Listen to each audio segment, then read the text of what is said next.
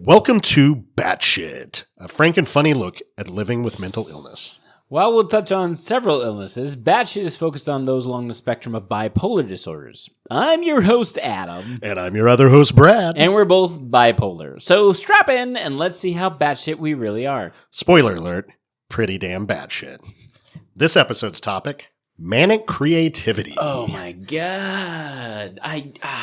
You know what the hardest part about this topic is? I feel like if I start talking about my creativity and I assign it to mania, I feel like I'm discrediting it.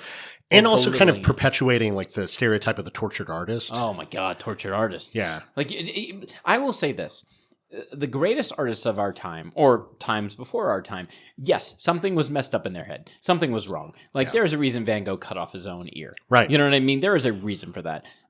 That does not mean if you are creative and you are bipolar, there's something wrong with you. Right. There is nothing wrong with Or you. that creativity and mental illness have to go together. Exactly. Yeah. I think they often do. Sure. Or not, let me rephrase that. I don't think they often do. I think there's a lot of creative people who don't struggle with mental illness. Well, but I think a lot of people who are mentally ill are creative. Sure, because I honestly think creativity is a form of coping.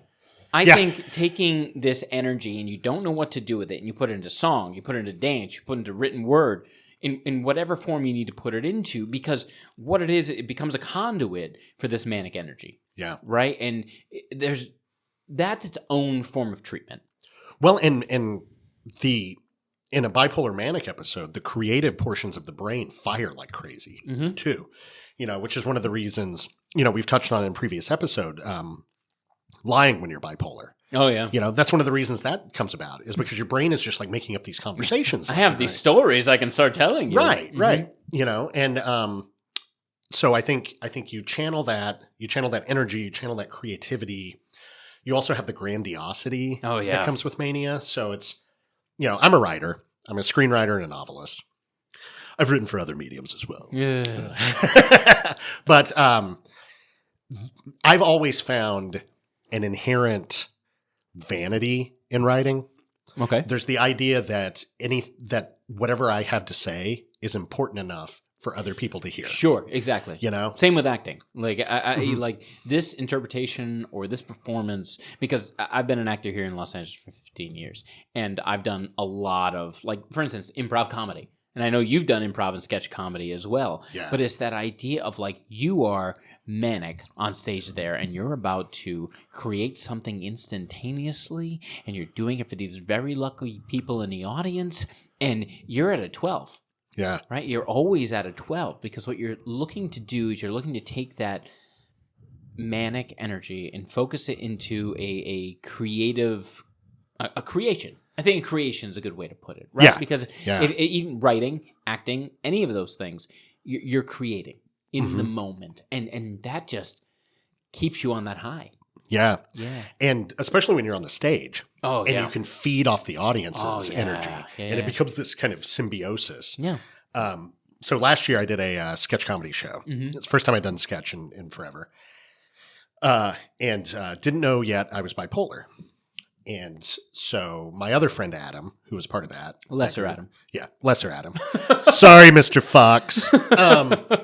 But he was a great guy. Yeah, he truly is. So he was a part of that show. And one of the things he was saying is like a good thing. He was like this just like inspired him and inspired everybody backstage is when we were doing the show, like I would sprint out onto stage, do my thing, and I was just like big and boisterous and like, I was commanding the crowd. And then, when that sketch was over, I'd sprint backstage, do my costume change, and then do push-ups while I was waiting to go back out on stage. You're physically engaged and I had mentally so engaged. Much energy. And he was talking about that as a good thing. He's like, man, your energy, and it inspired us and blah, blah, blah. And then I got diagnosed and I was like, man, I was manic as shit. Yep. Like 9 times out of 10, when I would do improv, I would always play non-speaking physical characters because I really reveled in the idea of expressing myself physically, which there's nothing wrong with that, but the need to do that, the desperate need to take whatever energy and put it out there into the world is I don't even know how to describe that. I feel like it feels like you're going to explode. Yeah. It honestly feels like you're going to explode. If you don't take this energy and redirect it in some way, and then you give it to the audience, and you get a reaction from the audience, which just feeds into that energy, which means you go harder, which means they go harder, which means, I would almost prefer to do an improv show and not get a response just so I can, and that doesn't mean I'm the funniest motherfucker in the world. I'm not. I'm just saying if you do something unexpected physically, you're going to get a response, be it pro or con. Right? And you take that energy and that just feeds that monster inside of you, that manic, Yeah, I mean, I think you summed it up with the phrase "desperate need." Desperate need. You know, it's not just a need. Like you're in desperation to get that out there. Which is funny because that is so often tied to creative types, right? Like Brad's writing, he has a desperate need to be read. Or Adam's acting, he has a desperate need to be seen. I'm like, that's not what it is. Yeah. That's really not what it is. It's more a desperate need to share this. Yes. Yes. And you just want people to listen. You don't necessarily need someone to see what you write or see what you perform and be like, yeah, that. And it's like, no. I need to get this out. Yeah. Because if I don't get this out, it stays within. Yeah. And that just breeds problems upon problems. Yeah. Yeah. Writing becomes, for me, it's therapeutic. Right. A lot. There's, without going into my whole tragic life story here, because who wants to hear that? My mother died when I was like a month old, and my dad went to prison, and I was raised kind of feeling like I killed her. And so that was the thing. Well, intellectually, I know that's not the case. Like, that's just, I've always felt like that. Sure. And so the trauma of loss is something that comes up in my work a lot. That's a theme I keep going back to and dealing with. And unfortunately, I've experienced other losses since then. And so I deal with that in my work a lot. One thing I find really interesting that my wife pointed out to me, which I did not realize at all, is I had written a book. I wrote the first draft probably in 2009 in 3 months, which means I can look back and be like, that was a manic book. Yikes! But I kind of sat on my computer for years, and I was doing rewrites on it occasionally. Like, I wouldn't constantly come back to it, but every couple of years I'd go back to it and polish it up, etc. So it was published in 2021. It's called Life on the 64 Bus. It's comedic, it's adventurous, but the main character has borderline personality disorder. Okay. And what didn't occur to me, Shannon had to point this out, my lovely wife, don't stalk her.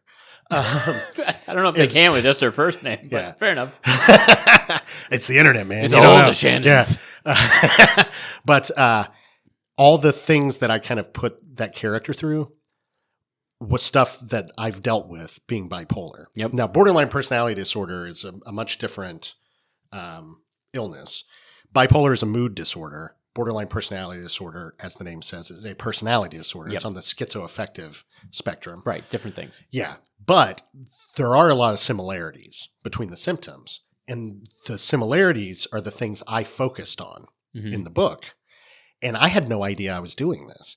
It was like a part of me knew that I had this and knew that I was struggling with it and put it out on the page, even though consciously I wasn't yet aware. I wouldn't be diagnosed for another 18 months from when I did the last polish on that book. Right. Well, that's what I'll say about any of our creative endeavors. I feel like it is an outlet. You don't know where this energy comes from until you're diagnosed. You don't know where this energy comes from. You just need to get it out of you. And this is the way you found to get it out of you. I'm a musical theater performer. I've traveled all over the country and internationally performing musical theater. And when I would perform, it was game show Adam. I've talked about in the past. It's like, it's a different form of myself. It's a part of myself, but a different form of myself. And it is a form of myself that is at a 11. Yeah. And I need to be at an 11 to perform this stuff. Which is funny because acting, if you go back to the basics, it's about sharing who you are. It's about, especially in film, the camera's right up in your grill.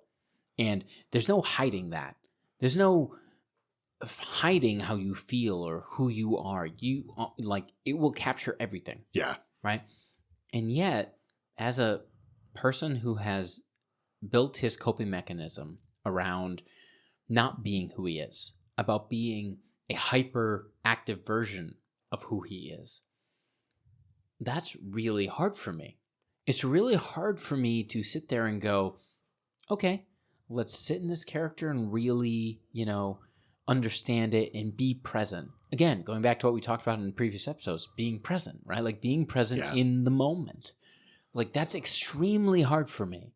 And that's not because I'm a bad actor. It's because taking that energy and taking that need to channel it, it always goes outward. I've spent my entire life turning it into an outward expression of that energy, be it physical fitness, be it cleaning my house manically, be it working like a dog, being it taking care of other people. It's never been a inward journey. And I feel like good creativity, like truly great creativity, really great writing, really great acting, is analyzing inward. And we have developed coping mechanisms that are not inward, they're outward. Yeah. Right? Yeah. So it's like really trying to understand the creative process is hard when you're going through manic episodes, which instead of going inward, you go outward.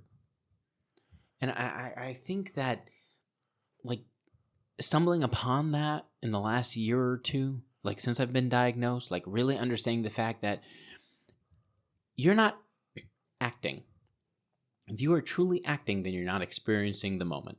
Right. If you're truly writing these experiences, right, you're not imagining what someone feels. You have to take a part of you and put it onto the page. Yeah. It may not be exactly what they feel, but it's a part of you.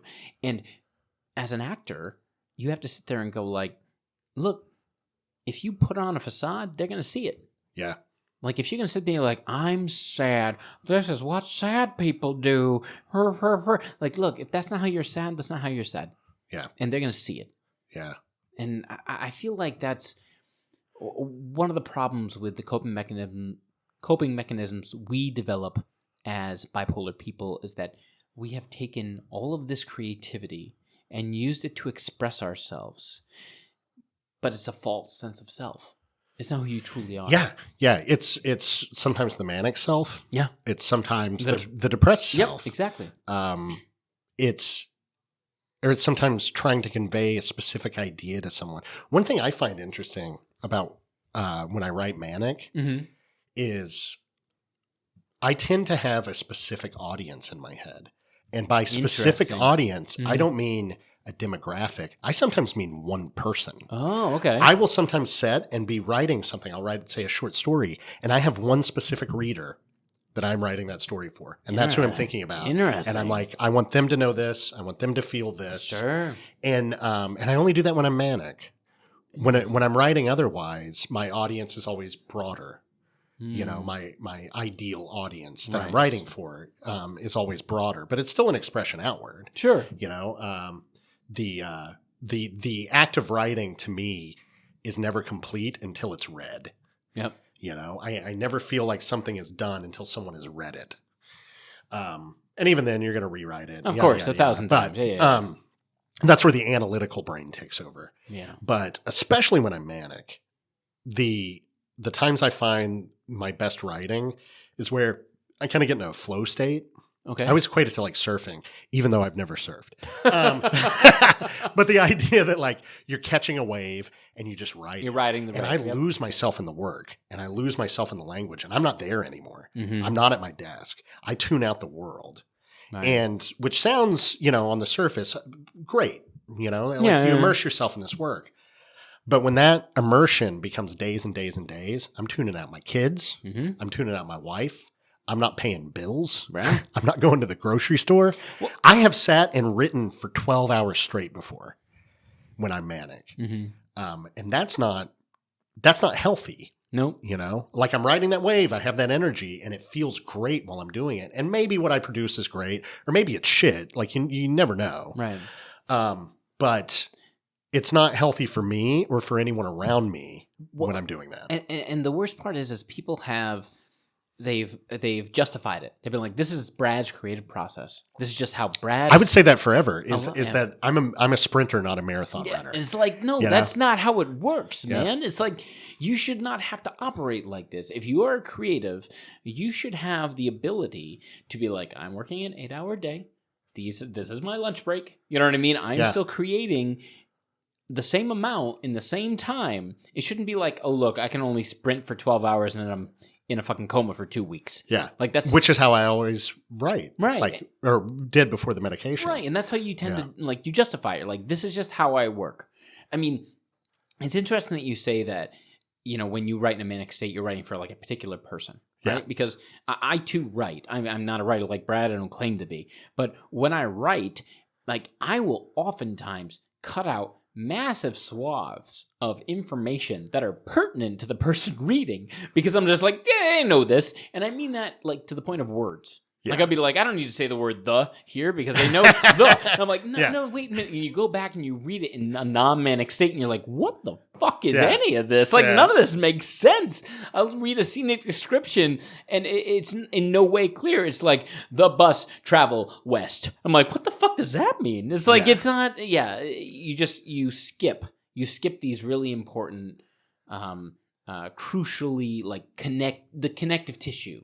Yeah. I'm gonna call it the connective tissue, right? Because that's not what's important to your manic brain, right?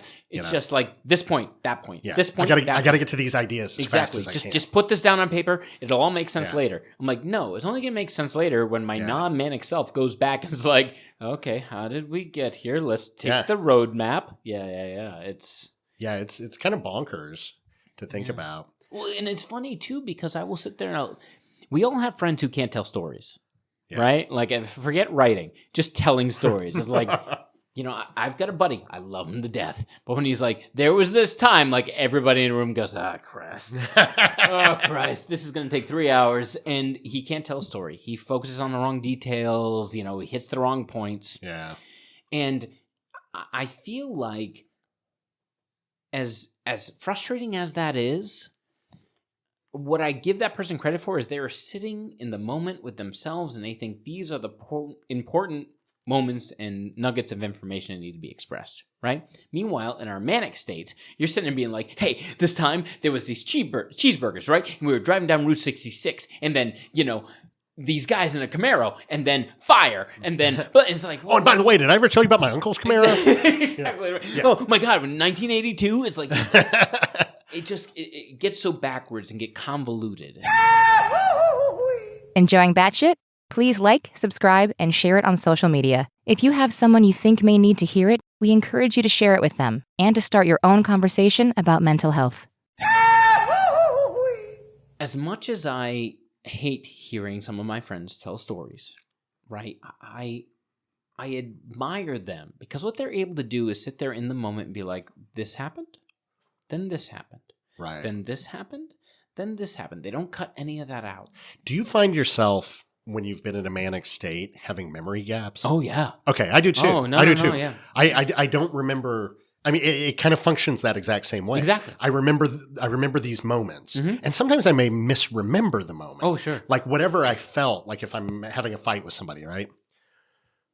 What I remember isn't what they told me, but I remember them telling me something that made me feel the way I felt. Right. Like it was about the feeling that I had, and so I may even misremember what they said. You know.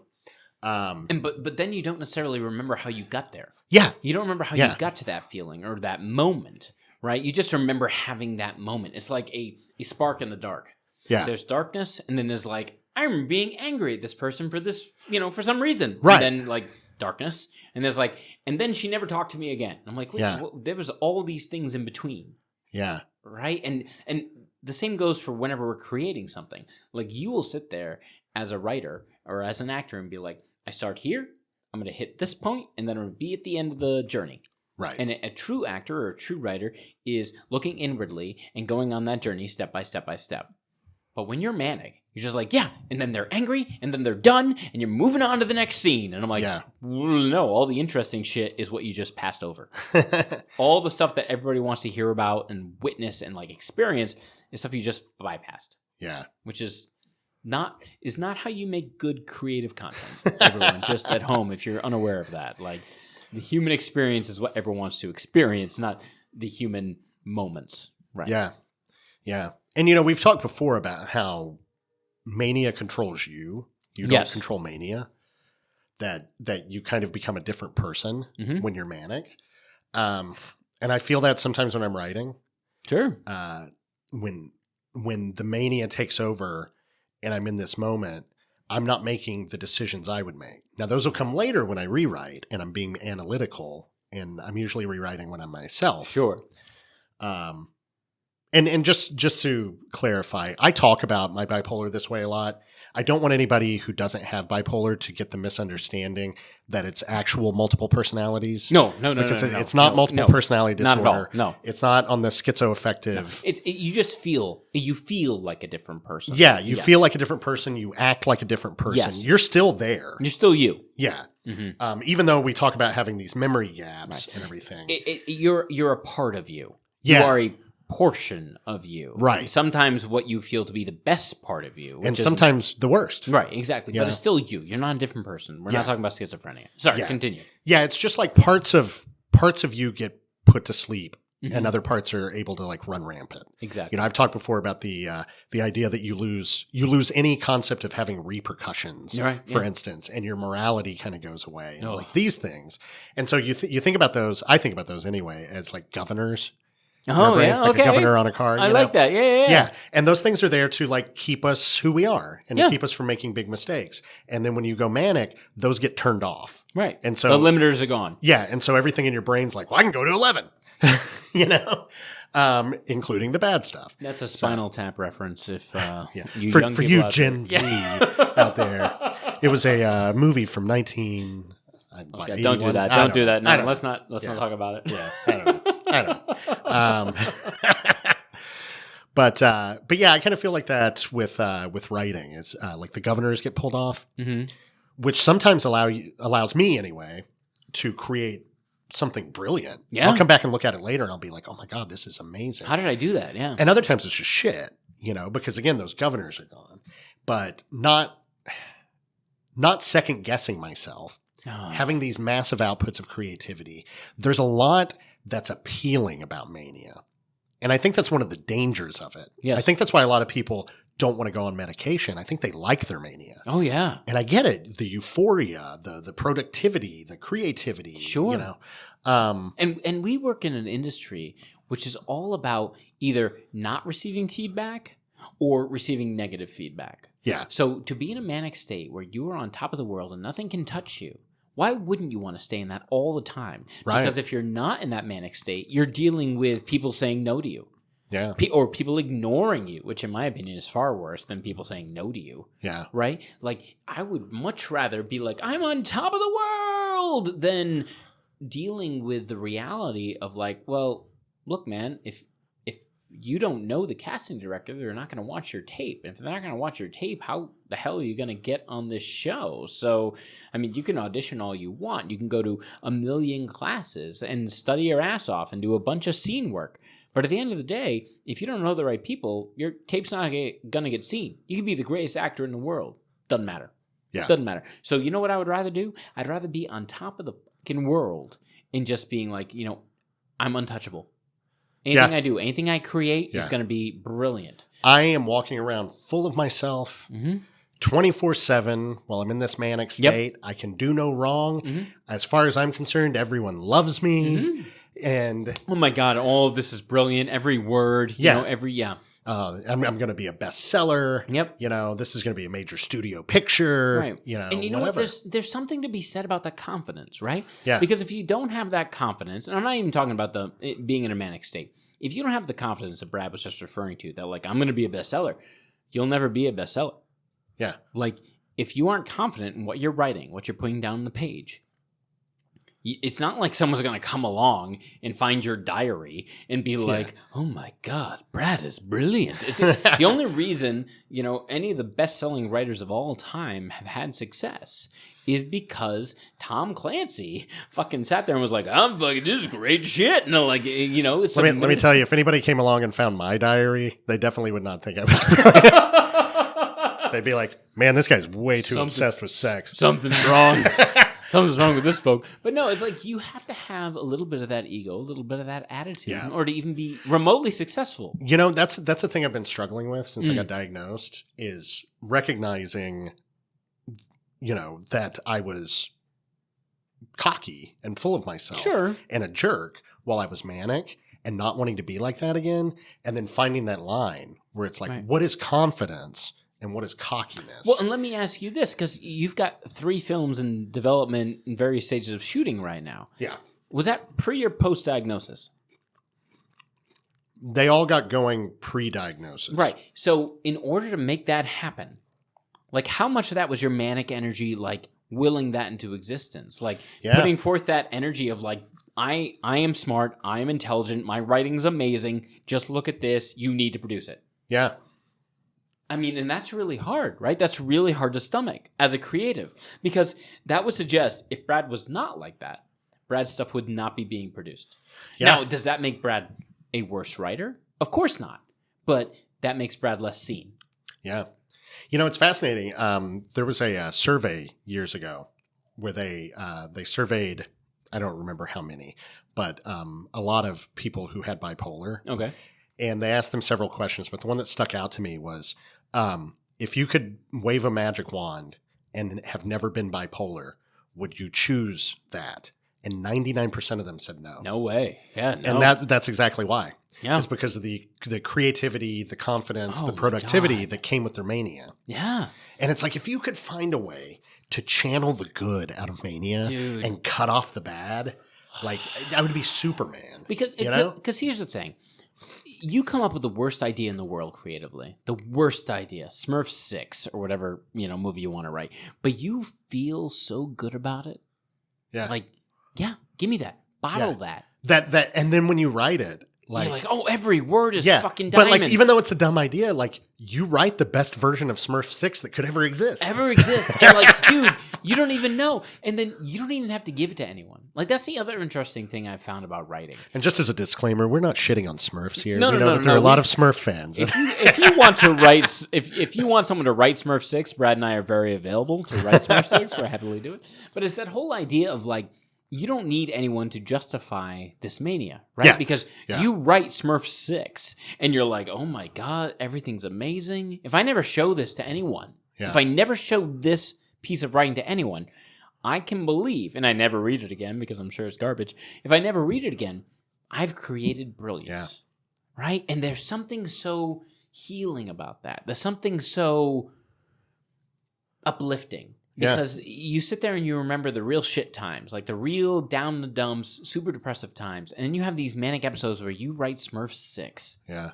And you're like, dude, at the end of the day, I'm going to remember this as being a great, perfect time. So when I'm in shit city, I can be like, oh, dude, remember that? Yeah. Dude, if I could bottle that, I would never in a million years give away my bipolar. Never. Yeah. Because at the worst moments of my life, I can remember shit that may be false, but it still reminds me of that high. Right. That high. Yeah. Yeah, it's kind of crazy to think about because I haven't had the trajectory of a lot of screenwriters that you see, you know, like guys who come out of Yale and blah, blah, blah. God, yeah. No. I grew up in poverty. Yeah. We used to count pennies to go buy ramen noodles. Exactly. We don't have any connections, by the way. Neither one of us. We made this shit happen. Yeah, I've been out here for years upon years, busting my ass to finally get to this point. But you were talking about the success tied to the mania. How much of my, not just the writing, but the networking and the busting my ass. Going into pitch meetings and being able to, when I go into a pitch when I'm manic, I own the room, dude, man. You're fucking on fire. Oh, completely. Yeah. Completely. I mean, I got like executives like you know, eyeing me and like, you know what I mean? It's like, you should be leading this, you know? Have you ever thought about acting? Oh, well. Here's my headshot. No, stop. Actor Brad. Fuck off, Actor Brad. Somebody say my name. No. Get out of here, Actor Brad. Put him back in his cage. God damn it. Hose him down. But that's just it, right? It's like you're sitting there and you're You're watching how successful your manic self is, and you're like, why aren't I like this all the time? Yeah. Why can't I just be this person?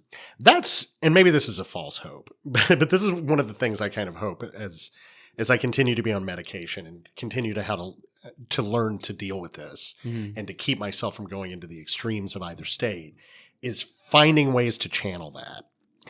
Yeah. And I don't know. I don't know if that's possible without actually going into an episode. I don't know, because it's that idea of, it's like trying to channel lightning. Yeah. Like at the end of the idea, at the end of the day, you're taking this idea, this crazy, this powerful primal force. Exactly. And you're like, I'm just going to do this with it. Yeah. And there's going to be no repercussions, and I'm going to go back to play with my kids. It's like, well, wait a minute, man. Like, there's a reason this is brilliant, or there is a reason that this is so powerful. Yeah. And it's kind of arrogant to think, and I'm not talking about you, I'm talking about in general, that you can take this like primal force and just deal with it and then go back to your daily life. Yeah. Right? Like, if it's truly brilliant, if it's truly powerful, if it's going to transcend generations, like, who are you to say, like, okay, I did that, now I'm going to make, like a curry. It's like, that's not... Like, that's just not how it works. Yeah. And that hurts my soul. And I'm sure that hurts your It does. soul too. It does. My wife's been telling me that I'm going to have to find that I may have to find something else that makes me right. Yeah. And it's like this idea of kind of, it's taken me 15 years to get to this point in my career of just busting my ass. Yeah. And that I'm now going to have to kind of rewire myself as to how I work. Right. And you got to wonder, and as a creative, if you could go back 15 years and you could be diagnosed as bipolar 15 years ago. Yeah. How would your career trajectory have changed? Oh, yeah. You don't know. I don't you know. Just don't it could have know. went either way. Right, exactly. Because the flip side of these, being in Mania and having this productivity and this creativity and owning the room when you go into pitch meetings and blah, blah, blah, is all the time you wasted in depressed states where you couldn't do a damn thing, where you couldn't return a phone call. I mean, I have so many job opportunities that like slip through my fingers because I go into a depressed state, and I the idea of even emailing somebody responding back. is like, forget it. No. Oh yeah, and that's a common thing with bipolar I've read about, is just ghosting in general. Yeah, you just ghost. Yeah, you ghost everybody. And it's got nothing to do with the people being ghosted. Yeah, which I think is extra hard if that person who's being ghosted doesn't realize you're bipolar, because they take it personally. Yeah. Like, bro, it's not personally. You could be my mother. I'm not going to fucking respond to you. Somebody that I was ghosting texted me the other day, just out of the blue, and their text was just, did I do something wrong? And I haven't responded yet because I'm like, I felt so bad. How do you respond to that? Yeah. Like, how? I felt so bad. And then I was like, how do you respond? Like you said, it's like, I have no idea how to even respond. And then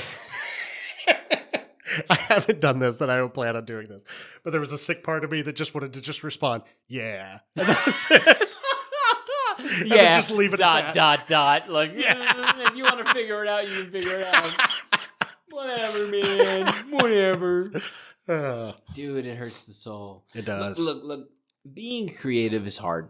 It doesn't matter if you're bipolar, you're not bipolar. Taking what's inside of you and putting it out for the world to consume is extremely hard.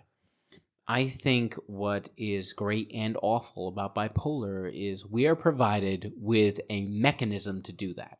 Yeah. We're provided with this manic state, which gives us this narcissistic tendency to say, hey, look, what you're producing, what you're doing is perfect, and you need to share it with the world. If you are feeling like you have something to share it. It may not be good. It may be fucking terrible, but there's a reason you want to share it. Mm-hmm. There's a reason that it needs to be said. And it may not be for anyone else. It may just be for you. But be that the mania, be that the depressive state, be confident in the fact that you have something to share. Yeah. Yeah. And even if it's just for you, there's a part of you that is asking to be seen. Yes, exactly. And you don't know what part. Right? Yeah. You know, I think that's what it was, that novel I was talking about, Life on the 64 Bus, where I was writing about being bipolar before I was diagnosed. Exactly. Available on Amazon. I wanted that part of me to be seen, I think. And you deserve to be seen. Yeah. You deserve to be seen. We all deserve to be seen. How we're seen, I mean, at the end of the day, man, like, you can't control that. No. You can't control how we're seen. And that'll be a topic for another episode, is once people find out that you have mental illness. Oh, God. How they look at you. Yeah, they will look at you differently. Yeah. They will. They will. Yeah. And that'll be your closest loved ones to complete strangers. Yeah. But at the end of the day, if you're feeling creative in a manic state, in a depressive state, do it. Do it. Be expressive. Just have no expectations for what it's supposed to produce. Mm-hmm. But that expression of yourself in that manic state or that depressive state is important. It's crucial. It's what's going to give you the ability to cope and deal with feeling these tremendous highs and these ridiculous lows. So I can't stress enough, while being creative isn't necessarily the solution for bipolar, it's a great coping mechanism that I think a lot of people have developed. It's another tool in your toolbox. Yeah. Great. And find whatever the source of that creativity is, or however you want to express yourself. We're talking about writing and acting. We're talking about things that are very Hollywood related. Yep. Like maybe you like to paint. Yeah. Maybe you love music. Yeah, man. If you want to do fucking lawn architecture, Yeah. like, I don't care, man. Like, fucking sculpt bushes. It's whatever gets you there. Whatever makes you feel seen. Yeah. Yeah. And no one else has to see it. It's just for you. And for the love of God, don't let the fear of losing your creativity keep you off medication. No, please, no. That's not what happens. That's just not what happens. Fuck those crazy movies that show people who've basically look lobotomized when they start taking medication. That's not how it works. I tell you what I've noticed lately. I was afraid that was going to happen. Mm-hmm. My creativity is on fire. When I sit with people and we're breaking story, I'm just like boom, boom, boom, boom, boom. Well, it's because that's focused. It's focused. It's focused now. Mm-hmm. The only thing I've been struggling with is the urge to work. Sure. I've been having a hard time making myself sit my ass in the chair and put those words on the screen. But I'm getting better at that. And that's just a matter of forcing myself to do it. But the creativity itself is still there. It's just not so wild and unpredictable. Yeah. So take some pills.